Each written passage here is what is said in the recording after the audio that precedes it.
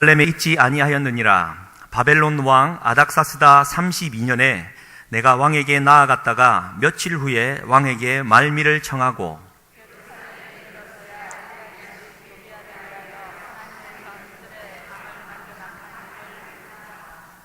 내가 심히 근심하여 도비아의 세간을 그 방 밖으로 다 내어 던지고 명령하여 그 방을 정결하게 하고 하나님의 전의 그릇과 소재물과 유향을 다시 그리로 들여 놓았느니라.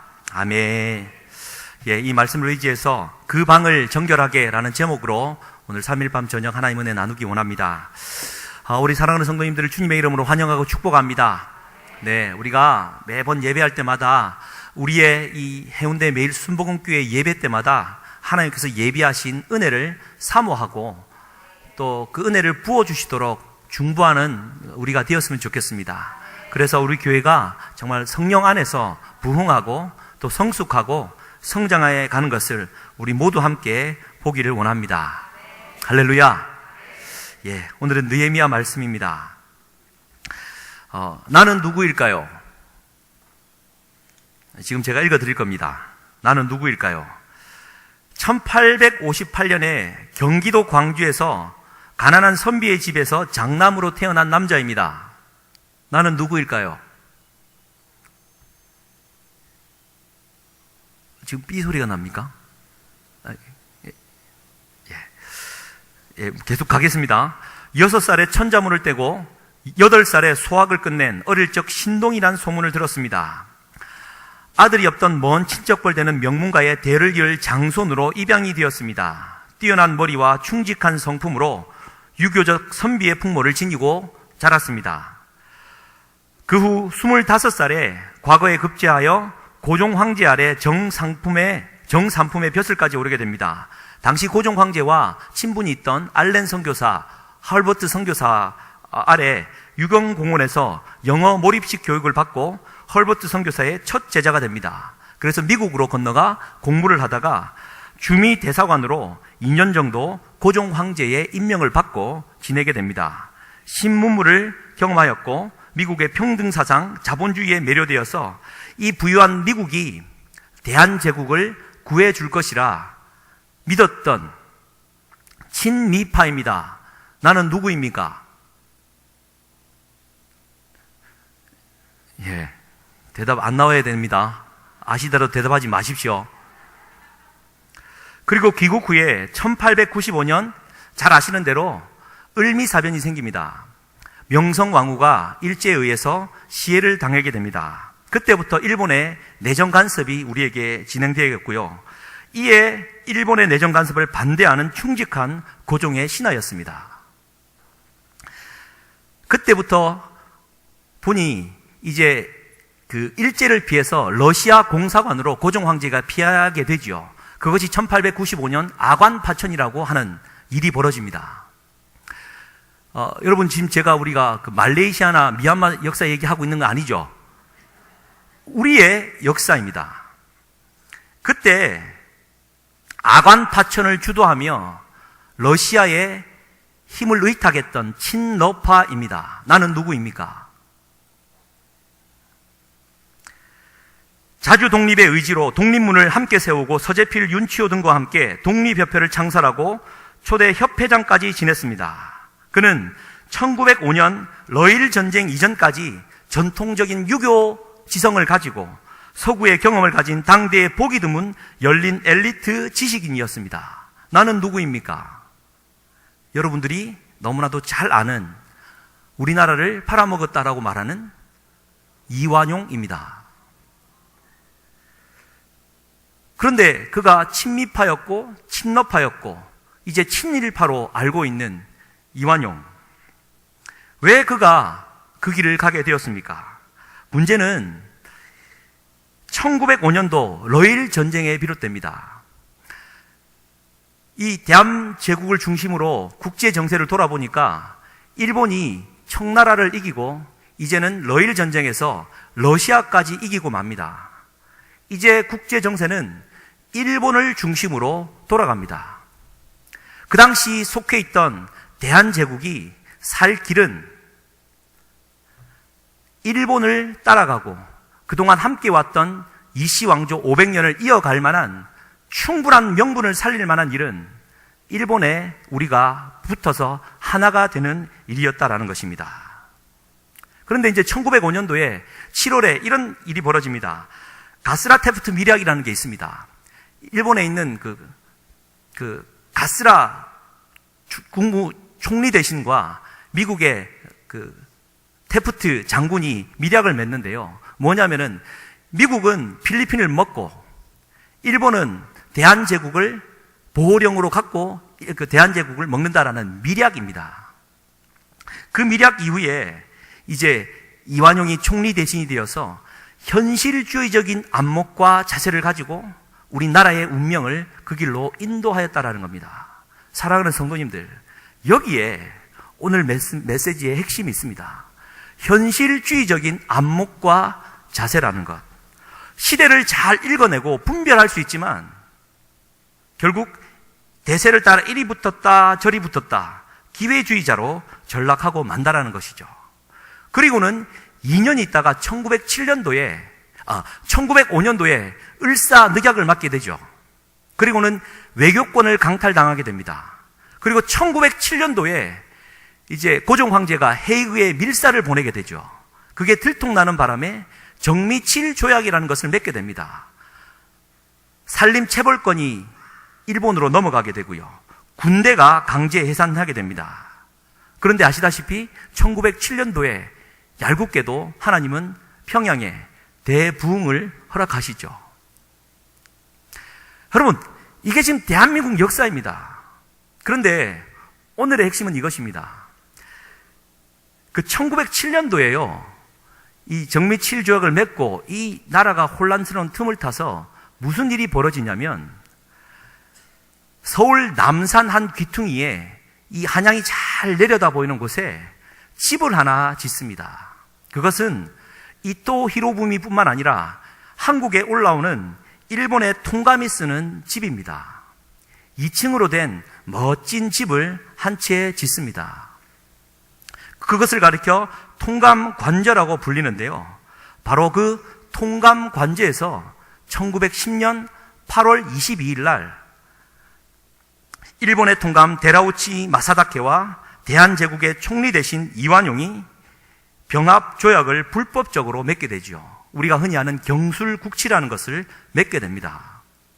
1910년 8월 22일 월요일 오후 4시. 그리고는 우리는 나라를 빼앗기게 되고 36년간이나 제 땅에 살면서 이방인으로 살게 됩니다. 그러다가 1945년 8월 15일에 광복을 하게 되죠. 사랑하는 성도님들, 8월 22일과 8월 15일 사이에는 일주일밖에 차이가 나지 않지만 그 안에 36년이라는 어마어마한 고난과 애통함이 담아 있지 않습니까? 우리가 기억해야 될 것은 바로 이것입니다. 시대의 흐름을 읽으면서 현실주의적인 대안들을 찾고 있습니다. 때로는 친미, 때로는 친러, 때로는 친일, 끊임없이 외세를 의지하면서 현실주의적인 안목과 자세로 우리의 성터 안에 일본의 자그마한 집을 하나 지어 주었다라는 것입니다. 우리는 분명 우리의 성터 안에 작은 집 하나 지어졌을 뿐인데 그 작은 집 하나로 말미암아 나라 전체를 빼앗기는 우리를 범하게 되었다라는 것입니다. 할렐루야. 이 목사가 수요일날 와가지고 자꾸 역사 얘기만 하느냐라고 하는데요. 지금 6월, 7월, 8월은 우리 대한민국으로 한번 돌아봐야 되는 때입니다. 여러분, 대한민국이 왜 일제에 빼앗겼습니까? 나라를 빼앗겼습니까? 통감관저, 집 하나 지어준 것입니다. 봐! 일본이 저렇게 잘 나가는데 집 하나 지어주고 그들과 잘 지내는 것이 뭐가 그리 큰 문제겠느냐? 현실적으로 봐라. 누구나 다 그렇게 살아가는데 나도 그렇게 좀 살아간다고 해서 뭐가 달라지겠느냐? 현실주의적인 안목과 자세라는 것은요, 끊임없이 우리 안에, 내 안에 도사리고 있는 마음입니다. 작은 것 하나 내어주면 다 내어주게 된다는 사실을 우리가 기억했으면 좋겠습니다. 할렐루야. 그래서요, 우리가 늘 강조하는 게 그거 아닙니까? 환경 보지 마라. 환경 보지 마라. 뭐만 보라고요? 아무거나 보라고요? 환경 보지 말고 우리 주님만 보아라. 그 베드로가 왜 물 걸어오시는 글에 걸어가다가 왜 물에 빠졌겠습니까? 우리 때문에. 그렇지 않겠습니까? 주님만 똑바로 보고 걸어갔으면 베드로는 주님 품에 안겼겠죠. 그런데 중간에 빠졌습니다. 뭐 때문에? 무서운 파도와 깊은 바닷물, 그 환경을 보았기 때문 아닙니까? 베드로가 그러한 우를 범해 주었기 때문에 우리가 그 말씀을 읽으면서 우리는 주님만 보라라는 베드로가 목숨을 걸고 우리에게 던져준 메시지 아니겠습니까? 지금요, 통감 관전은 집은 사라지고 없습니다만 2010년도에 이 대한민국 역사는 우리가 기억해야만 하는 국가의 수치다고 해서 집은 다시 세우지는 않고 커다란 돌 비명으로 통감 관저의 자리라고 해서 딱 세워놓았습니다. 참 잘한 일이라고 생각합니다. 역사를 통해서 우리가 끊임없이 배워야 되는 일이라고 생각합니다. 그런데 이 이야기는요, 단순한 우리나라 역사의 이야기가 아니라 성경에 그대로 등장하는 이야기입니다. 다윗이 성전을 세우고자 했는데 하나님께서는 허락하지 않으시고 솔로몬의 성전을 세웁니다. 우리는 그것을 가리켜 제1성전의 시대라고 말합니다. 성막 가운데 아주 누추한 그러한 성막으로 이동해오던 이스라엘 백성들이 우야긴 좌보아스 성 기둥을 세우고 아주 위용치한 솔로몬 성전을 백향목으로 아름답게 지어 올렸습니다. 얼마나 아름다웠겠습니까? 그런데요, 솔로몬이 질문을 드립니다. 솔로몬이 통치를 잘했죠. 그런데 솔로몬이 아내가 몇 명이었습니까?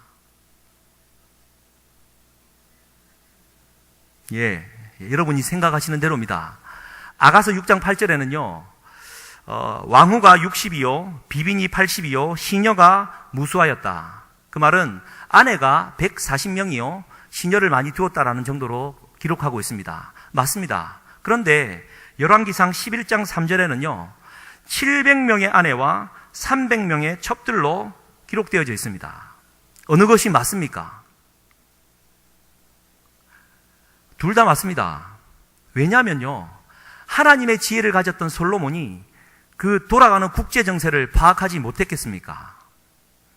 다 돌아보니 솔로몬이 보니 저쪽 나라 정도는 우리가 굳이 전쟁하지 않아도 딸 한 명 데려와 성전에 두고 나면 평화적인 조약을 맺을 수 있겠다 판단하지 않았겠습니까? 처음에 시작되어진 이 왕후와 첩을 늘리는 일들이 이제는 걷잡을 수 없을 정도로 1000명이 넘도록 이루어졌습니다. 단순히 솔로몬의 정욕적인 문제가 아니라 정략적인 결혼이었다라는 것입니다.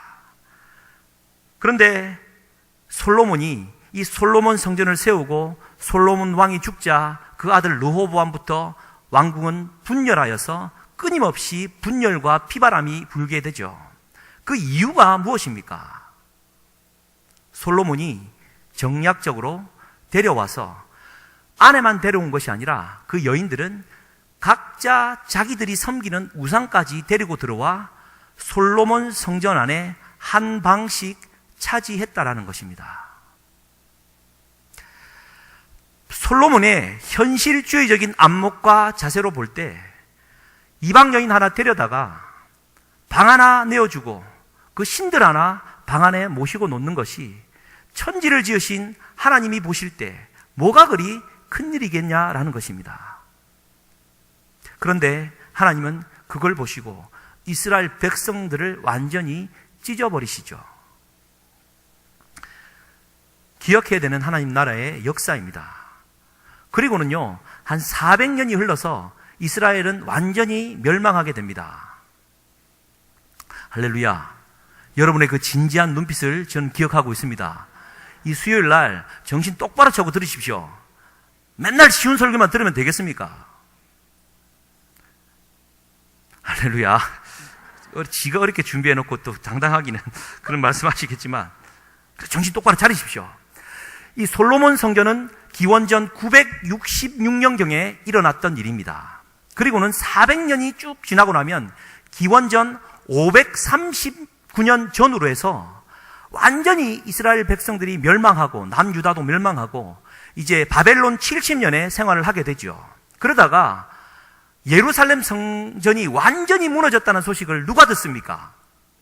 느헤미야가 바벨론 포로 당시에 듣게 됩니다.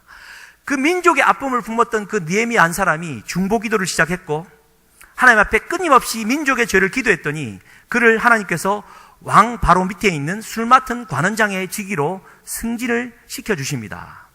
그리고는요, 그때부터 민족을 향한 사랑 때문에 느헤미야의 섬김의 리더십 때문에 예루살렘 성벽이 52일 만에 일으켜 세워지게 되죠. 하나님의 놀라운 일입니다. 성전은 그냥 세워지지는 못하였고 성벽만 세워졌던 시대입니다. 그런데 이 느헤미야가 그때 이제 여러 가지 개혁을 많이 하는데요. 동족 간에 억압을 하고 있던 자들을 다 바로잡고 고리 대금업자들 다 바로잡고 하나님께 드려질 11조의 그 11조를 하나님의 전 곳간 안에 따로 모아두는 일까지 하게 됩니다.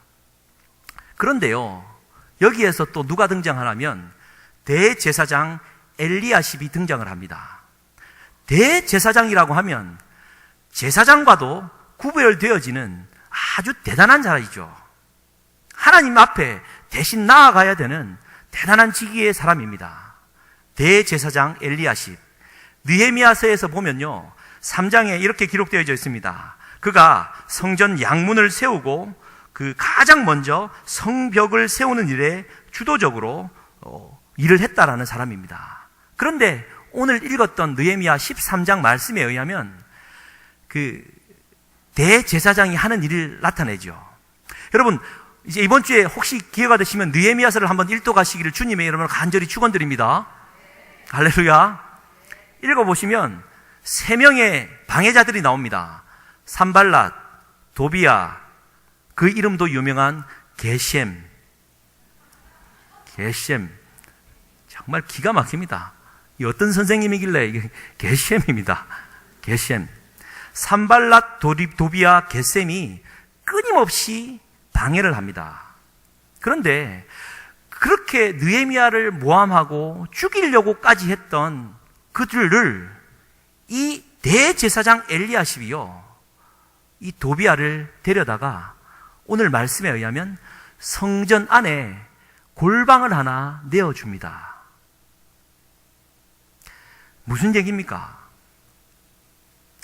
대제사장 엘리야십이 볼 때 도비야가 그렇게 하나님을 방해하고 자기 욕망대로 살았지만 이제 이 땅에서 살아가려고 하면 도비야 정도의 계급과 직위를 가진 사람하고는 마찰해서는 되지 않을 것 같거든요. 그와 함께 좀 잘 지내는 것이 하나님의 성전을 더 지키는 일 같거든요. 그래서 그가 현실주의적인 안목과 자세를 가지고 도비야를 위해 방 하나를 내어주고 그와 함께 지냈다라는 겁니다.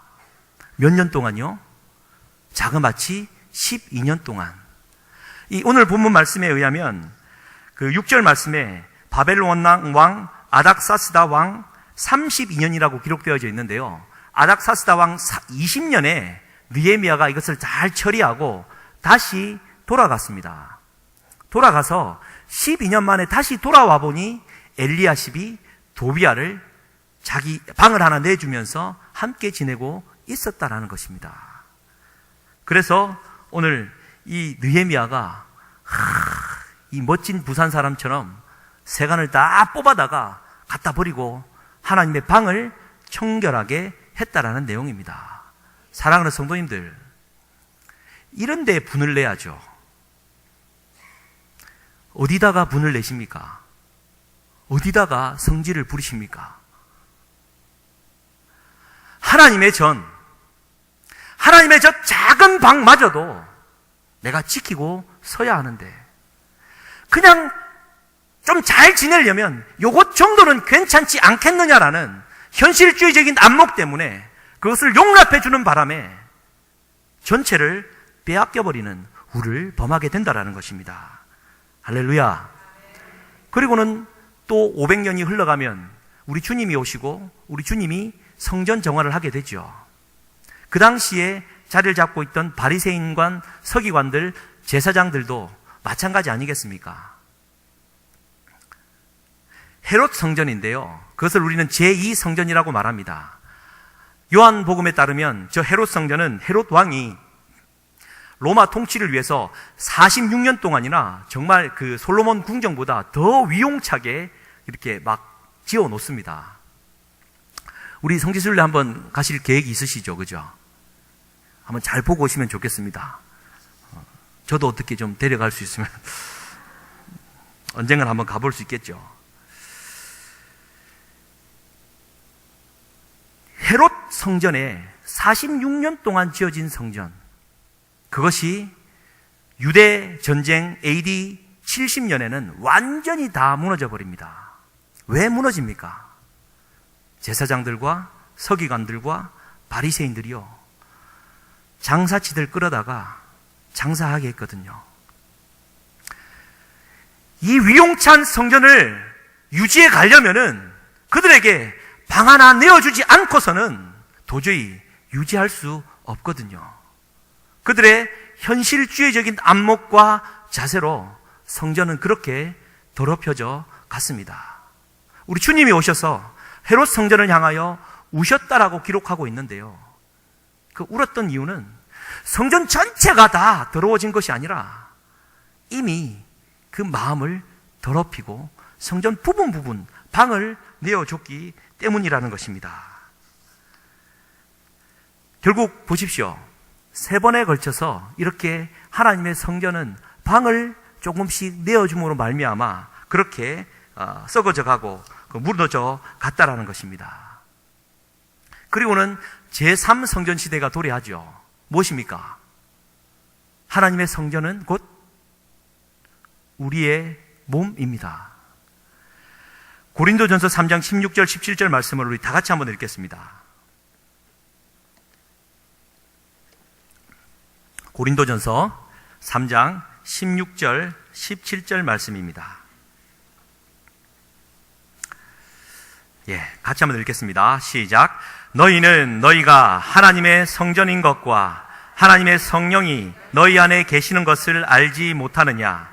누구든지 하나님의 성전을 더럽히면 하나님이 그 사람을 멸시하리라. 하나님의 성전은 거룩하니 너희도 그러하니라. 아멘. 고린도후서 6장 16절입니다. 이것도 같이 한번 읽겠습니다. 시작. 하나님의 성전과 우상이 어찌 일치가 되리요? 우리는 살아계신 하나님의 성전이라. 이와 같이 하나님께서 이르시되 내가 그들 가운데 거하며 두루 행하여 나는 그들의 하나님이 되고 그들은 나의 백성이 되리라. 아멘. 보십시오. 이제는요, 우리의 마음이 하나님의 성전입니다. 우리 마음 안에 통감 관저와 같은 작은 마음 하나 내어주는 것, 이것이 얼마나 위험한지 하나님의 역사를 통해 우리에게 가르쳐 주고 있는 것입니다. 누가복음 11장에는요, 예수님이 이런 비유를 하십니다. 더러운 귀신이 사람에게서 나갔습니다. 그래서 물 없는 곳을 찾아다니다가 찾지 못하고 다시 돌아와 보니 그 집이 깨끗하게 청소가 되어 있었습니다. 그랬더니 다른 친구 7 귀신을 더 데려다가 거기에 들어가서 아름답게 살았더라라는 얘기를 우리에게 말씀해 주고 계십니다. 처음에 귀신이 나갔다라는 뜻은요, 하나님 앞에 회개하고 그리스도인이 되었다라는 뜻일 것입니다.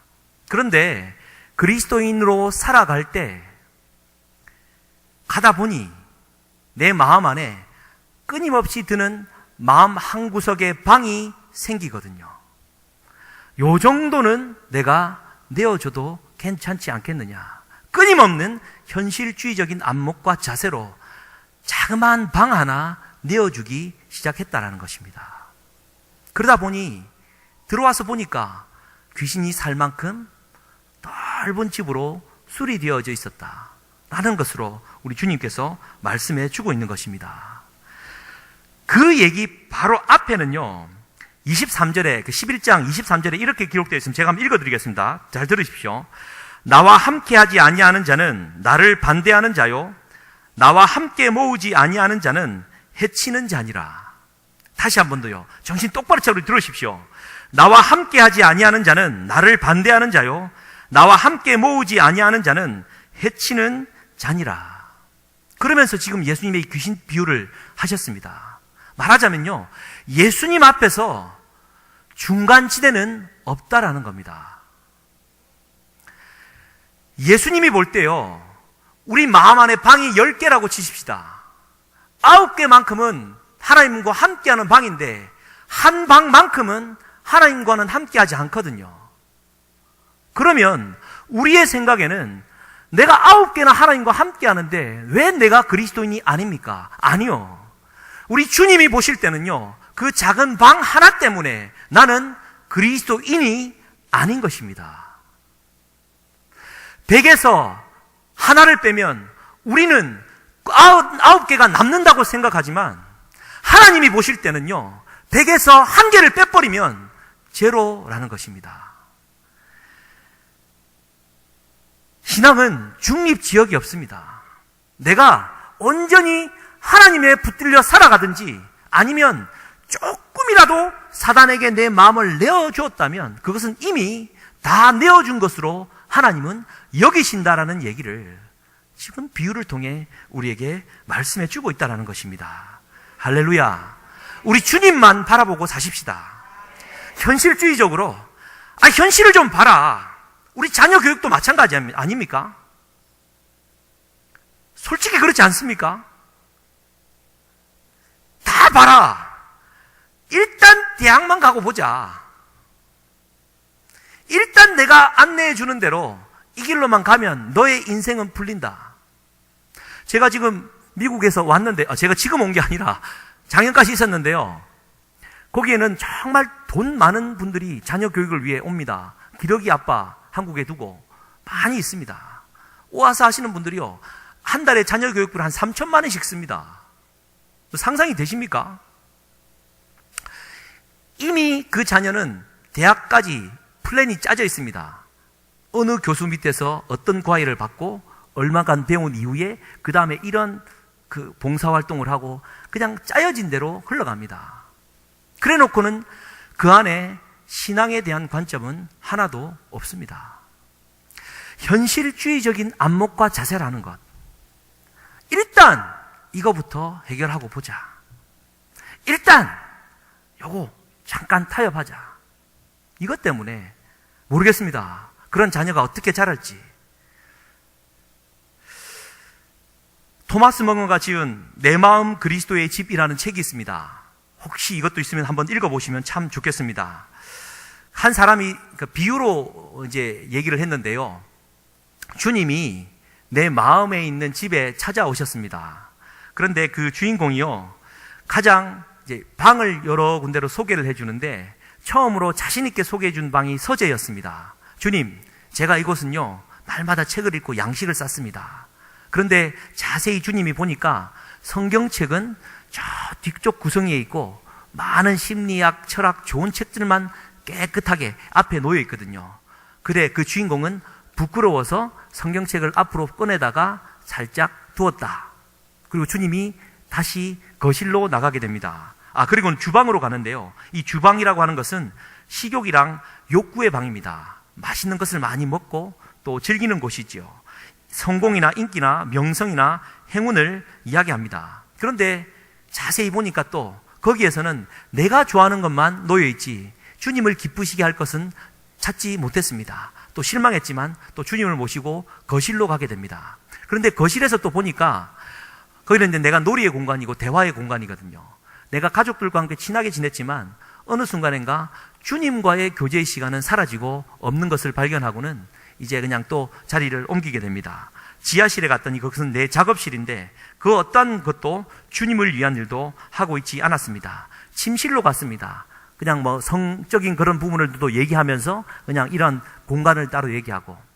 그런데 한 번도 열어보지 못한 듯한 벽장이 하나 있습니다. 근데 이 벽장을 가니까 주님 앞에, 주님을 모시고 가니까 주님이 벽장 한번 열어보라고 합니다. 아니, 주님, 이거 뭐 별방 아니니까 그냥 두십시오. 다른 거 구경할 때 많으니까 가십시다. 얘기를 합니다. 그때 주님이 아니다. 나는 이 방을 꼭 봐야 되겠다. 아닙니다, 주님. 이거 정말 볼 것이 없고 그냥 안 봐도 좋겠습니다. 그냥 가십시다 하는데 주님이 끝까지 이야기하십니다. 그러면서 주님이 이렇게 말을 합니다. 네가 그것을 청소할 수 없다면 나는 너와 함께 할 수 없다. 그 말을 들었던 이 주인공이 그 방은 죄의 방이었고요. 벽장 안에는 나쁜 기억들이나 습관들이나 은밀한 비밀들로 흉측한 냄새가 나고 있었습니다. 그 주인공은 주님 앞에 부끄러웠지만 문을 열었고 청소했더니 주님이 그제서야 비로소 주님이 내 안에, 내가 주님 안에 들어오게 되었다라는 뭐 그런 얘기입니다. 동화 같은 얘기인데요. 사랑하는 성도님들, 각자의 마음 안에 이러한 벽장 방들이 다 있을 것입니다. 그 벽장문은 걸어 잠궈 놓고는요, 내가 다른 방들은 깨끗하고 다 정리정돈되어 있고요, 주님 보시기에 기쁘게 여기실 것 같지만 우리 주님은 그 벽장방 보지 않고서는, 그 벽장방 청소하지 않고서는 내가 너와 함께 할 수 없다라고 말씀하고 있는 것입니다. 우리의 마음을 청소하는 우리가 되어져 가십시다. 마음의 방에 현실주의적인 안목 때문에 내 신앙을 방해하고 내 신앙을 온전히 하지 못하였던 그런 방을 하나 쥐고 있다면 오늘 이 시간에 청소할 수 있기를 주님의 이름으로 간절히 축복합니다. 우리 안에 엘리야십이 있다라는 겁니다. 엘리야십이 있습니다.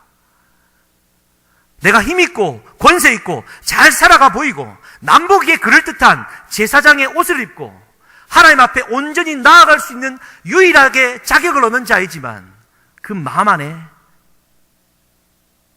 벽장과 같은 마음이 있다라는 것입니다. 우리 주님은 그것을 청소하기를 원한다 말씀하십니다. 그래서 그렇지 않습니까? 제가 이 말씀을 보면서 다시 한번 그 요한계시록 말씀을 보는데요, 참 더 은혜가 되었습니다. 라오디게아 교회에 보내는 편지가 이거 아닙니까? 너희는 차지도 않고 뜨겁지도 않다. 네가 차든지 덥든지 해라. 이 무슨 말입니까? 나는 뜨겁다고 생각하는데요, 하나님 보시기에는 미지근하다라는 겁니다. 여러분, 우리 교회가 뜨겁습니까? 미지근합니까?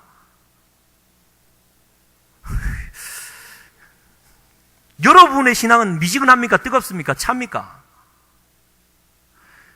저는 뜨거워 보입니까? 미지근해 보입니까? 차가워 보입니까? 그렇죠. 그렇게 말을 해야지 진도가 나을 것 같죠?